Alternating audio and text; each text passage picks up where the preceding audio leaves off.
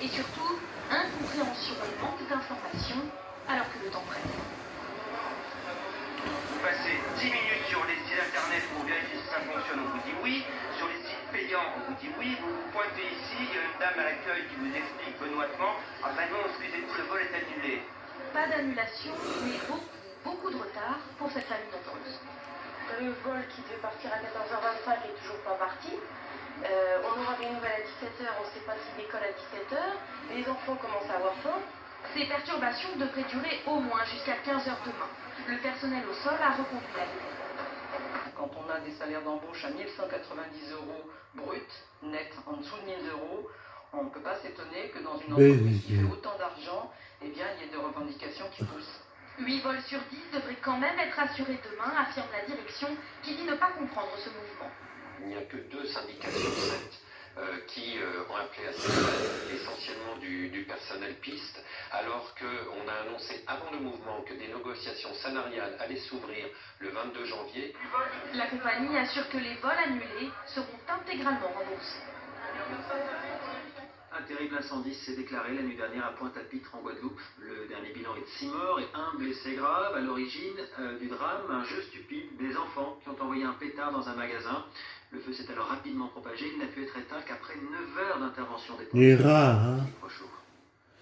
La fumée recouvrait encore Pointe-à-Pitre 9 heures après le début de la tragédie. Le magasin n'avait pas d'issue de secours. L'incendie n'a laissé aucune chance aux 6 personnes bloquées à l'intérieur. Les pompiers eux-mêmes ont hésité longtemps avant de pénétrer dans ce brasier. Le bâtiment a été durement touché par l'incendie. Une menace ruine, il y a des risques d'effondrement et donc il faut être extrêmement prudent dans l'engagement de nos personnels. Le magasin était en fait un bazar tenu par des Chinois qui vendaient des produits d'Asie. En ces veilles de fête, ils avaient stocké beaucoup de pétards pour saluer l'arrivée de Noël et du Nouvel An. Des enfants se sont pris au jeu et auraient allumé leurs pétards à l'intérieur du magasin.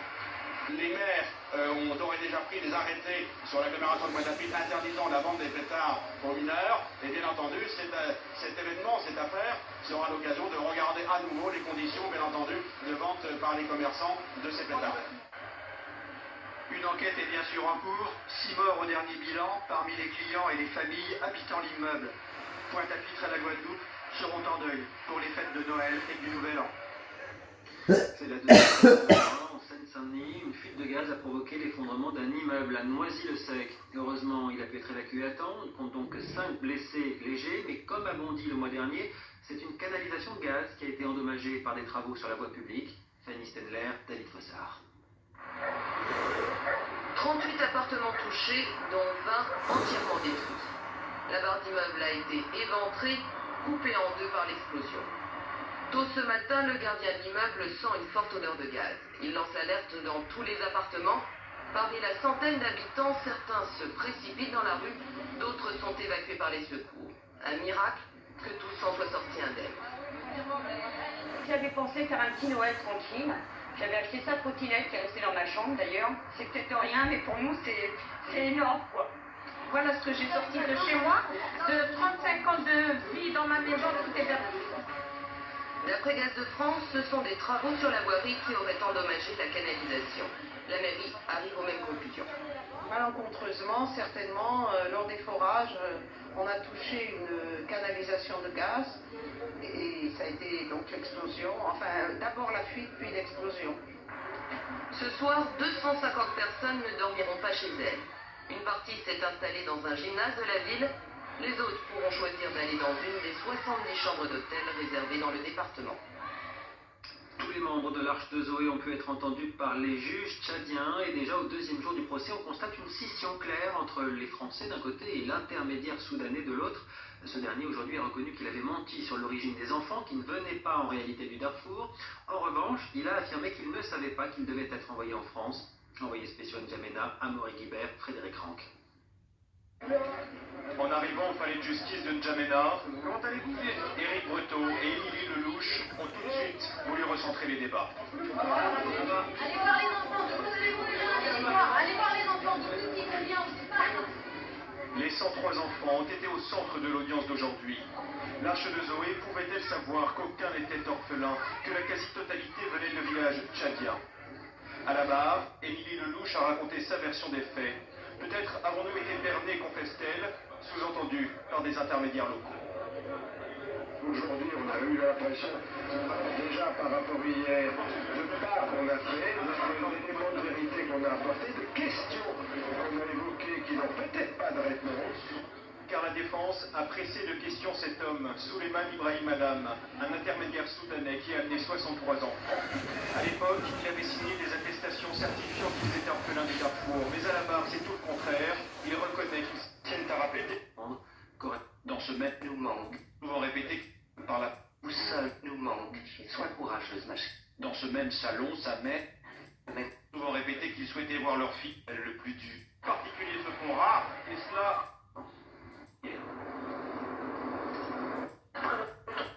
Français, L'influence de l'Afghanistan. De fait, les proches et De l'espoir. De l'espoir. De l'espoir. De l'espoir. De l'espoir. 100 personnes se sont réunies devant la cathédrale Notre-Dame à Paris. Chacune d'entre elles a déposé une bougie en symbole de l'espoir. Voyons maintenant où nous en sommes de la situation des 3 autres. La cathédrale Notre-Dame à Paris. Chacune d'entre elles a déposé une bougie en symbole de l'espoir. Voyons maintenant où nous en sommes de la situation des 3 autres. Remis au président du Venezuela voisin, Hugo Chavez. Ce dernier s'apprête donc à les recevoir et à les accueillir. Sur place à Caracas, Renaud Bernard, Franck Brisset. Derrière la nonchalance de l'hiver tropical, Caracas attend le retour de son président. Hugo Chavez détient... Pour les FARC, la sécurité des otages est un enjeu énorme. Ils doivent les libérer sans que les ennemis n'aient la possibilité de lancer une opération armée contre eux. Le lieu de la libération est stratégique. Primordial aussi, l'état de santé de Clara Rojas, Pour les FARC, la sécurité des otages est un enjeu énorme. Ils doivent les libérer sans que les ennemis n'aient la possibilité de lancer une opération armée contre eux. Le lieu de la libération est stratégique. Les FARC vont remettre leurs otages. L'important, explique la... Fermier et des psychologues. Comme tous les Noëls, vous voyez notre... J'aimerais tant voir Syracuse.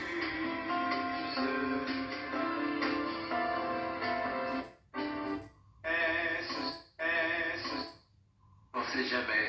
Et quand ça arrive, c'est effrayant.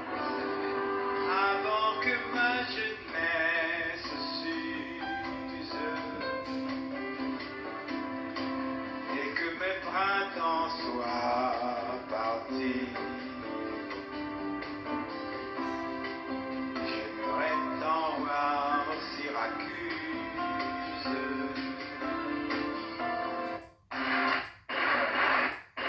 Pire encore, les principaux titres de ce samedi.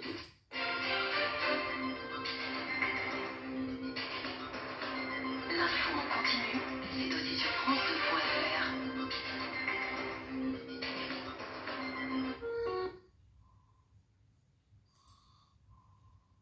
Il est sur scène. Il entend derrière nous. Au hasard des jours, j'aimerais tant voir Syracuse et que mes printemps soient partis. J'aimerais tant voir Syracuse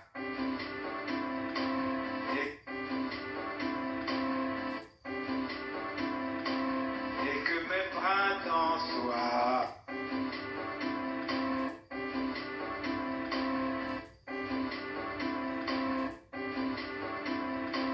Et que mes printemps soient partis. J'aimerais tant voir Syracuse.